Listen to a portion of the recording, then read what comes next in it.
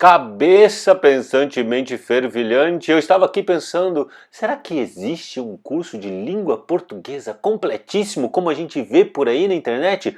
Curso de língua portuguesa completo. Será que você sai mesmo o mestre da língua portuguesa a partir de um curso? Bom, se você tem essa dúvida de qual é o melhor curso de língua portuguesa, você vai entender isso neste vídeo. Você não perde por esperar.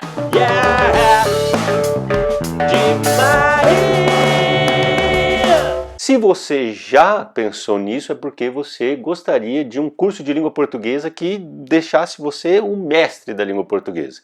E eu já vou falar que o meu curso não é esse curso. E eu vou falar também que outros cursos não são um curso perfeito. Por quê?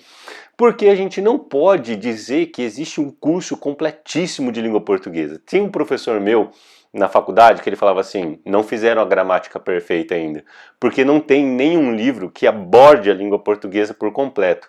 O estudo da língua portuguesa é um estudo muito amplo, muito complexo, não dá pra gente falar que existe, que a gramática dá conta de tudo, ou que a linguística dá conta de tudo, ou que a literatura dá conta de tudo, ou que qualquer outro estudo da escrita, da leitura e da comunicação dê conta de estudar a língua portuguesa como um todo. Então não existe esse curso? Sim, não existe esse curso. Acabou o vídeo, você não precisa mais assistir. Tchau, até mais.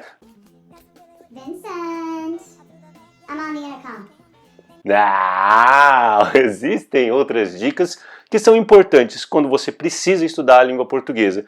E é isso que eu quero dizer aqui para você, que existem alguns critérios que você precisa olhar antes de você começar a estudar a língua portuguesa para uma prova, ou ainda para o seu trabalho, ou também para a prova do Enem, que é o nosso principal enfoque aqui este ano, dando a ideia de que o estudo para determinadas provas ele deve ser focado. Vamos pensar então como isso pode ajudar você no seu estudo. Eu sempre trabalhei com o ensino fundamental e médio, né, ensino básico, muito mais com o ensino médio, inclusive, durante 20 anos praticamente. Por que eu estou falando isso? Porque eu já lecionei e já ajudei, por exemplo, uma pessoa a passar na prova de mestrado. Ou seja, a gente está falando do ensino superior para pós-graduação. É um outro tipo de estudo que você tem que fazer. Ela era geógrafa e ela já tinha feito a prova do mestrado, história verídica.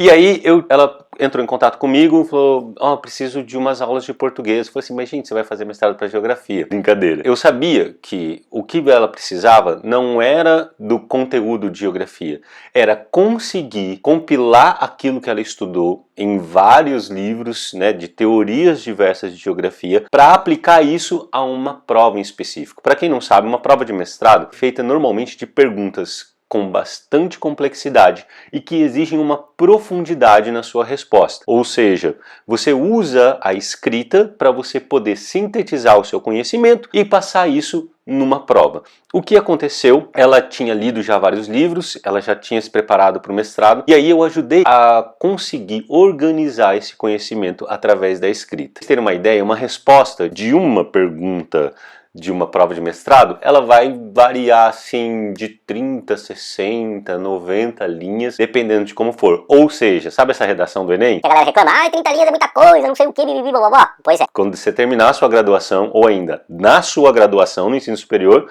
você vai ter que elaborar textos dessa densidade e dessa complexidade. Qual foi então um método que eu utilizei? Principalmente quis organizar como ela ia estruturar a resposta das perguntas. E ela já tinha uma ideia de como essas perguntas eram formuladas, então eu sabia quais eram os critérios que a gente tinha que atender. Ou seja, a gente tem que fazer, nesse caso, né, uma preparação para uma prova de ensino superior, colocar as informações certas nos lugares certos e com a profundidade adequada ao contexto. Em suma, o que um curso de português tem a ver com isso e por que eu dei esse exemplo e contei essa pequena história para vocês? Para vocês entenderem assim, quando eu vou escolher um curso de português, eu tenho que saber não o que ele oferece necessariamente, mas eu preciso saber para que que eu quero esse curso de língua portuguesa? Esse é o primeiro ponto. Então, se eu tenho um curso de língua portuguesa, preciso saber qual é o meu objetivo. Um curso de gramática para essa pessoa que estava fazendo uma prova de mestrado seria um curso totalmente inadequado,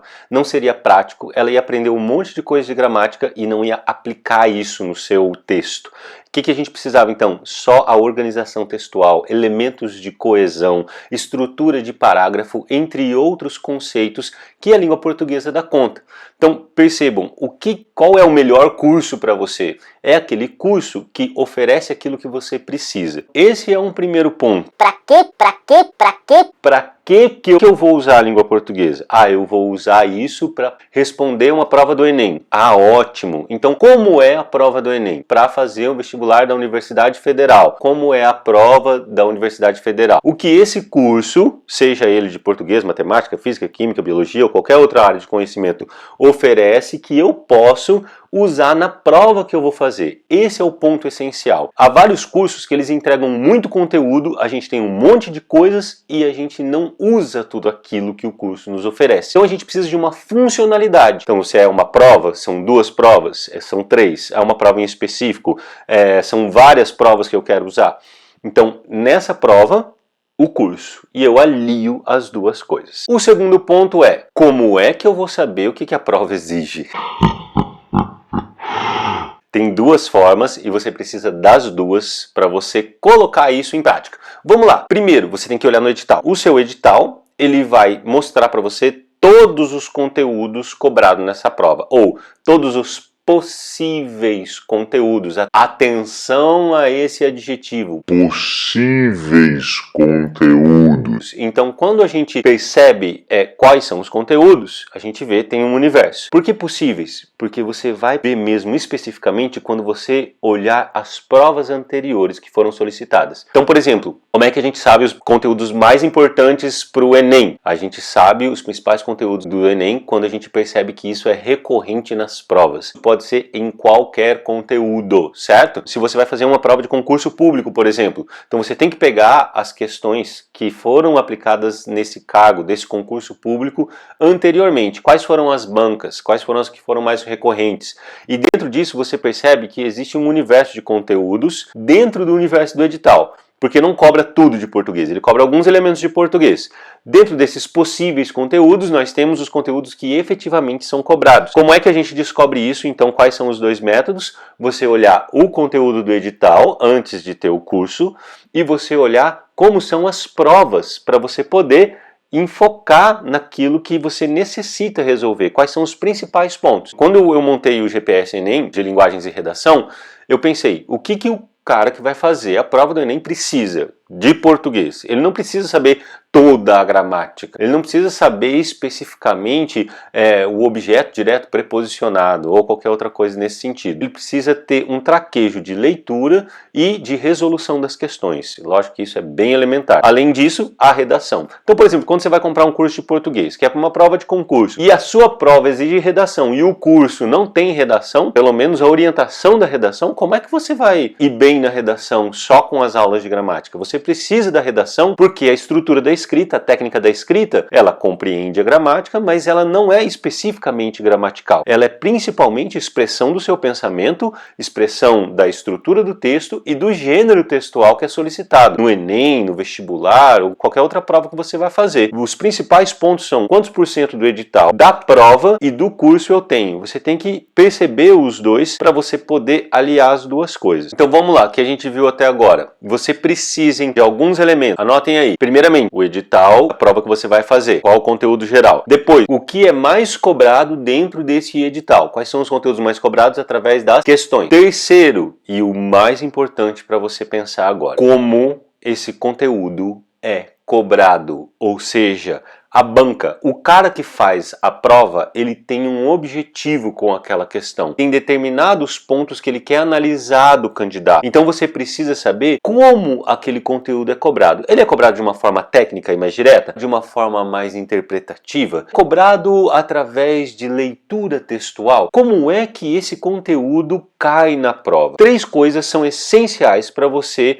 perceber isso e se isso alia, se isso se espelha no curso que você está querendo fazer. Bom, e eu espero que eu tenha ajudado vocês até aqui. A gente fez um curso exatamente baseado nesses princípios, então não tem tudo de língua portuguesa, tem alguns elementos. Se você quiser conhecer melhor o curso, você pode assistir a aula mestra Enem, que está aqui para você poder assistir, poder conhecer melhor não só o curso em si, como também a prova do Enem, diga-se de passagem. E se você quiser estar mais próximo e receber mais os vídeos que nós postamos aqui no canal, deixe seu like para que o algoritmo também veja que você gostou do vídeo. Compartilhe o vídeo para aqueles que você sabe que está precisando de uma orientação de estudo, e também pode se inscrever no nosso canal e ativar o nosso querido tintinábulo, o famoso sininho. Espero vocês no próximo vídeo. Se você quiser estar mais próximo ainda, tem o nosso canal do Telegram. Um forte abraço para você. Até mais, cabeça pensante.